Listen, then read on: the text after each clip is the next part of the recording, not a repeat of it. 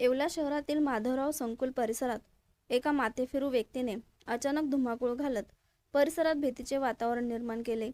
संकुलाच्या टेरेसवर चढून संबंधित व्यक्तीने रस्त्यावर उभ्या असलेल्या चारचाकी तसेच दुचाकी वाहनांवर दगडफेक करून मोठ्या प्रमाणात नुकसान केल्याची घटना घडली आहे।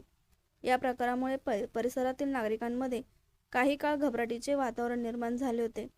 संबंधित घटनेची माहिती मिळताच पोलीस प्रशासन घटनास्थळी दाखल होत स्थानिक नागरिकांच्या मदतीने या माथेफिरूला ताब्यात घेतले। फरशाचे तुकडे व दगड फेकल्याने चारचाकी व दुचाकींचे मोठे नुकसान झाले आहे। शनी पटांगण येथील माधवराव संकुलच्या वर टेरेसवरती एक माथेफिरू चढला होता। तिथून तो लोकांना दगड मारत होता, तसेच मालमत्तेचा तोडफोड करत होता। त्या अनुषंगाने आम्हाला 112ला कॉल पडल्यास तात्काळ आम्ही घटनास्थळी हजर होऊन माथेफिरूला ताब्यात घेतला आहे। यामध्ये स्थानिक नागरिकांनी सुद्धा आम्हाला खूप चांगलं सहकार्य केलेलं आहे। माथेफिरूला ताब्यात घेऊन आम्ही पोलीस